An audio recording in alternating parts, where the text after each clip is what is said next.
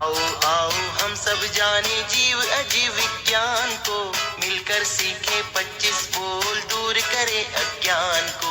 सीखे तत्व ज्ञान, जाने तत्व ज्ञान, सीखे तत्व ज्ञान, जाने तत्व ज्ञान। आओ आओ हम सब जाने जीव अजीव विज्ञान को, मिलकर सीखे 25 बोल दूर करे अज्ञान को। सीखे तत्व ज्ञान, जाने तत्व ज्ञान, सीखे तत्व ज्ञान, जाने तत्व ज्ञान।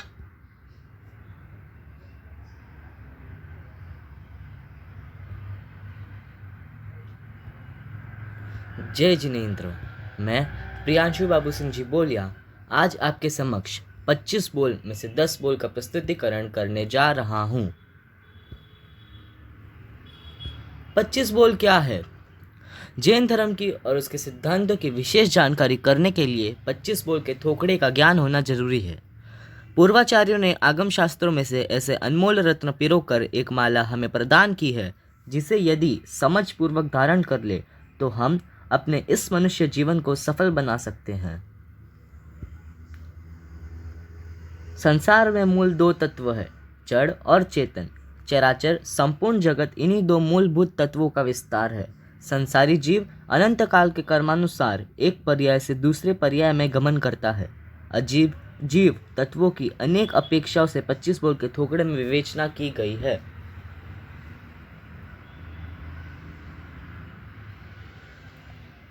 पहले बोल में गति के आधार पर संसारी जीवों के 4 भेद किए हैं। दूसरे बोल में इंद्रियों के आधार पर जाति का वर्गीकरण किया है। तीसरे बोल में शरीर के आधार पर समूह बनाए गए हैं। चौथे बोल में ज्ञान प्राप्ति के साधन इंद्रियों की जानकारी बतलाई गई है। आइए हम हमारे 25 बोल के सफ़र को बढ़ाते हुए पहले बोल गति 4 की ओर बढ़ते हैं।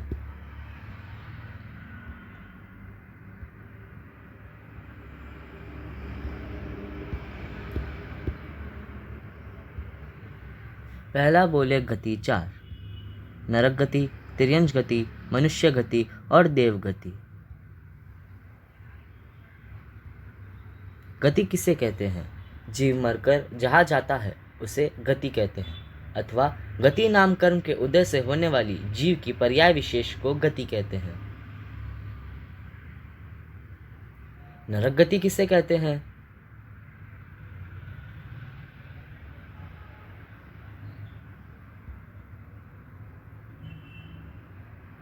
नरक गति, जहाँ पर जीव अपने द्वारा संचित अशुभ कर्मों का असाता रूप भयंकर फल अधिक भोगता है, उसे नरक गति कहा गया है। जहाँ पर जीवों को 3 प्रकार की वेदना अधिक भोगनी पड़ती है, उसे भी नरक गति कहा गया है।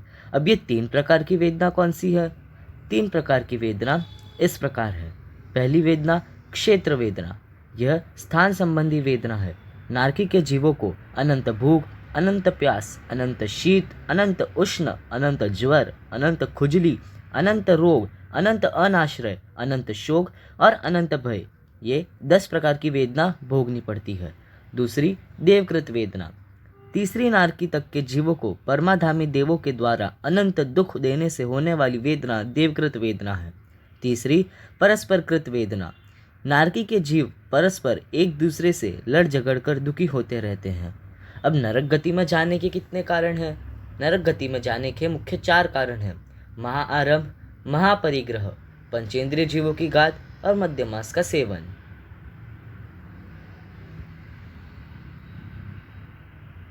अब ये तिर्यंच गति किसे कहते हैं?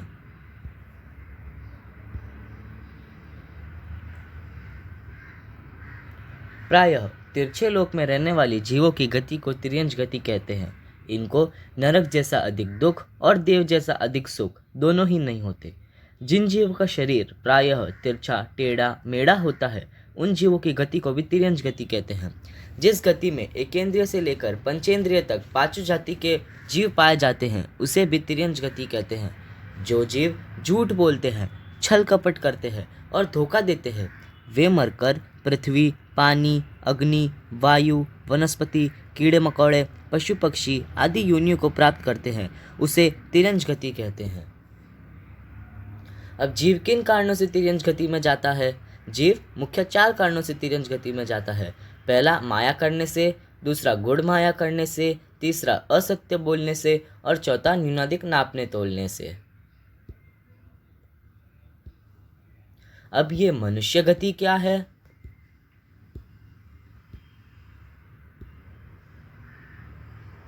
जिन जीवों में हेय, गेय, उपादेय के बारे में चिंतन मनन करने की शक्ति हो, जिस गति में आत्मा पर सभी कर्मों को तप संयम के द्वारा क्षय किया जा सकता हो, उसे मनुष्य गति कहते हैं। मनुष्य गति के जीव उत्थान और पतन दोनों प्रकार की क्षमता रखते हैं, अर्थात अशुभ कर्मों के द्वारा पतन तथा शुभ कर्मों के द्वारा उत्थान करने में भी स्वतंत्र है। संक्षेप में मनुष्य मुख्यतः 3 प्रकार के होते हैं: कर्म भूमिज, अकर्म भूमिज और समूर्छिम मनुष्य। ये अधिकांशतः मध्य लोक में अढ़ाई द्वीपों में रहते हैं, अतः अढ़ाई द्वीप को मनुष्य लोक भी कहा गया है। अब मनुष्य गति प्राप्त करने के कितने कारण हैं? मनुष्य गति प्राप्त करने के भी 4 कारण हैं। पहला प्रकृति की भद्रता से, दूसरा विनय करने से, तीसरा दया भावना रखने से और चौथा मद मत्सर आदि से रहित होने से। अब देव गति किसे कहते हैं?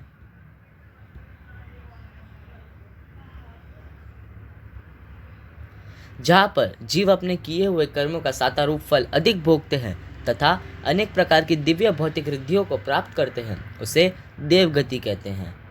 देवता 4 प्रकार के होते हैं: भवनपति, वाणव्यंतर, ज्योतिषी और वैमानिक। देवगति में जाने के 4 कारण कौन से हैं? पहला सराग संयम पालने से, दूसरा देश संयम पालने से, तीसरा बाल तप करने से और चौथा अकाम निर्जरा करने से। 4 गतियों में मनुष्य गति ही श्रेष्ठ क्यों? 4 गति के जीवों में श्रुत व चारित्र धर्म के अधिकारी मनुष्य गति के जीव होते हैं। नरक गति के जीवों को अनंत वेदना सहनी पड़ती है। वहाँ अधिक से अधिक समता रखो तो सम्यक्त्व को अर्थात अवृत्ति सम्यक दृष्टिगुण स्थान को प्राप्त कर सकते हैं। देवगति में भोग विलास के साधन अधिक है। वहाँ पर यदि सजगता रहे तो सम्यक्त्व को प्राप्त कर सकते हैं। चारित्र को अंश मात्र भी ग्रहण नहीं कर पाते। तिर्यंच गति के जीवों में जो समनस्क है वे श्रावक धर्म की आराधना कर सकते हैं, परंतु श्रमण धर्म के अधिकारी वे भी नहीं होते। मनुष्य में सम्यक दृष्टि, श्रावक और साधु इन तीनों पदों की साधना की जा सकती है। कर्माधीन प्राणी 4 गति 84 लाख जीवियों में अनंत अनंत बार जन्म मरण कर चुका है। उससे मुक्त होने का मार्ग श्रमण धर्म मनुष्य गति में ही साधा जा सकता है, इसलिए मनुष्य गति को श्रेष्ठ कहा जा सकता है।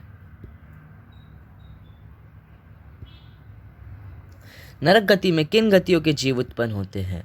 तिर्यंच एवं मनुष्य गति के जीव। तिर्यंच गति में किन गतियों के जीव उत्पन्न होते हैं? चारों ही गतियों के जीव। मनुष्य गति में किन गतियों के जीव उत्पन्न होते हैं? चारों ही गतियों के जीव। और देव गति में किन गतियों के जीव उत्पन्न होते हैं? तिर्यंच एवं मनुष्य गति के जीव। एक गति कहाँ मिलती है? साधु में अर्थात मनुष्य। 2 गति कहाँ मिलती है? श्रावक में अर्थात मनुष्य एवं तिर्यंच में। 3 गति कहाँ मिलती है? पुरुष वेद में, नरक को छोड़कर, क्योंकि नरक गति के जीव एकांत नपुंसक वेद होते हैं। 4 गति कहाँ मिलती है? नीचे लोक में। आइए हम हमारे 25 बोल के सफ़र को आगे बढ़ाते हुए दूसरे बोल अर्थात जाति 5 की ओर बढ़ते हैं। दूसरा बोल है जाति 5। एकेंद्रिय, बेइंद्रिय, तेइंद्रिय, चौरेंद्रिय और पंचेंद्रिय। अब ये जाति किसे कहते हैं? इंद्रियों के आधार पर जीवों के बनाए हुए समूह को जाति कहते हैं, अर्थात समान इंद्रिय वाले जीव के समूह को भी जाति कहते हैं। जीवों की मूल जातियाँ 5 हैं: एकेंद्रिय, बेइंद्रिय, तेइंद्रिय, चौरेंद्रिय और पंचेंद्रिय। अब ये एकेंद्रिय किसे कहते हैं? जिन जीवों के केवल एक स्पर्शन इंद्रिय ही हो, ऐसे जीवों के समूह को एकेंद्रिय जाति कहते हैं। एकेंद्रिय में पृथ्वी, अप, तेजस, वायु और वनस्पति के सभी जीवों का समावेश हो जाता है। बेइंद्रिय किसे कहते हैं? जिन जीवों के स्पर्शन और रसना अर्थात जीवा ये 2 इंद्रिय हो, ऐसे जीवों के समूह को बेइंद्रिय जाति कहते हैं, जैसे कृमि, लट, शंख, सीप, नारू, अलसी आदि। तेंद्रिय किसे कहते हैं? जिन जीवों के स्पर्शन, रसना और घ्राण अर्थात नासिका ये तीनों इंद्रिय हो, ऐसे जीवों के समूह को तेंद्रिय जाति कहते हैं। जैसे चींटी, खटमल, लीख, सुलसुली, इल्ली, कुंथुआ आदि। चौरिंद्रिय किसे कहते हैं? जिन जीवों के स्पर्शन, रसना, घ्राण और चक्षु अर्थात आँख ये चारों इंद्रिय हो, उन जीवों के समूह को चौरिंद्रिय जाति कहते हैं। जैसे मक्खी, मच्छर, बिच्छू, भंवरा, कसारी आदि। पंचेंद्रिय किसे कहते हैं? जिन जीवों के स्पर्शन, रसना, घ्राण, चक्षु और श्रोत अर्थात कान ये पांचों इंद्रिय हो, ऐसे जीवों के समूह को पंचेंद्रिय जाति कहते हैं। जैसे पशु पक्षी, नारकी, मछली, सर्प, देवता, मनुष्य आदि। जाति का यह बोल हमें क्या प्रेरणा देता है?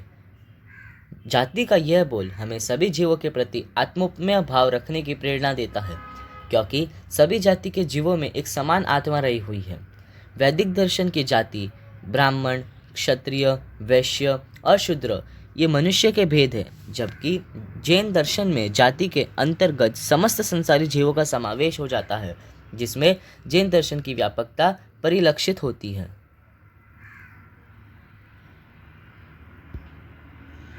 एक जाति कहाँ मिलती है? स्थावर में अर्थात एकेंद्रिय। दो जाति कहाँ मिलती है?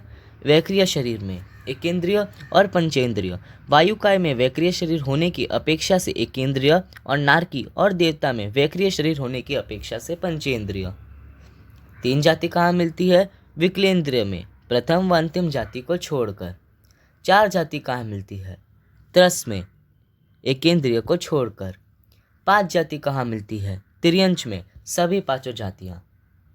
आइए अब हम हमारे 25 बोल के सफ़र को आगे बढ़ाते हुए तीसरे बोल अर्थात कायाक्षय की ओर बढ़ते हैं।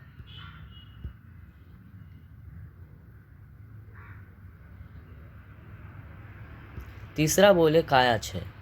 पृथ्वीकाय, अपकाय, तेउकाय, वायुकाय, वनस्पतिकाय और त्रसकाय। काय किसे कहते हैं? शरीर के आधार पर जीवों के बनाए हुए समूह को काय कहते हैं। विभिन्न प्रकार के पुद्गलों से बने शरीरों के द्वारा जीव के जो विभाग होते हैं उन्हें काय कहते हैं। काय सब जीवों की आधार है, वह 6 प्रकार की होती है। पृथ्वी काय किसे कहते हैं? पृथ्वी रूप ही जिन जीवों का शरीर है उनकी काय को पृथ्वी काय कहते हैं। जैसे सोना, चांदी, लोहा, तांबा, हिंगलू, मिट्टी, हड़ताल, पत्थर आदि। अब काय किसे कहते हैं? पानी रूप ही जिन जीवों का शरीर है उनकी काय को अपकाय कहते हैं। जैसे कुएं का पानी, तालाब का पानी, बावड़ी का पानी, धुअर का पानी, ओस का पानी आदि।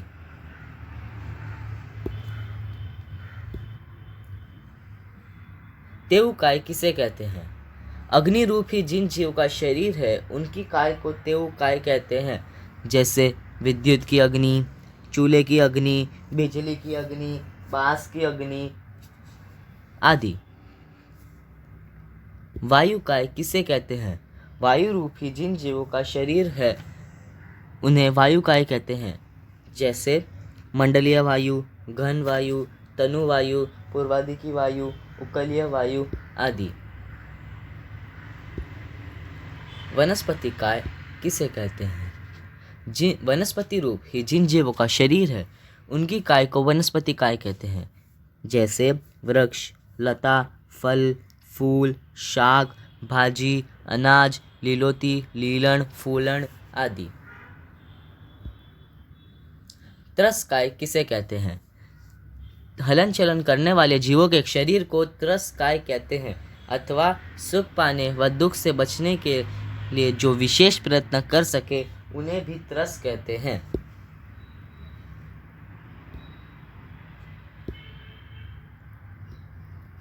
अब बादर वनस्पति काय के कितने भेद होते हैं? बादर वनस्पति काय के 2 भेद होते हैं, प्रत्येक और साधारण। प्रत्येक वनस्पति काय क्या है? शरीर में एक जीव हो उसे प्रत्येक कहते हैं। जैसे आम, अंगूर, केला, बड़, पीपल आदि। अब ये साधारण वनस्पति काय क्या है? एक शरीर के आश्रय में अनंत जीव हो उसे साधारण वनस्पति कहते हैं, जैसे लहसुन, शकरकंद, अदरक, आलू, रतालू, मूली, हरी हल्दी, गाजर, लीलन फूलन आदि। कंदमूल में कितने जीव होते हैं?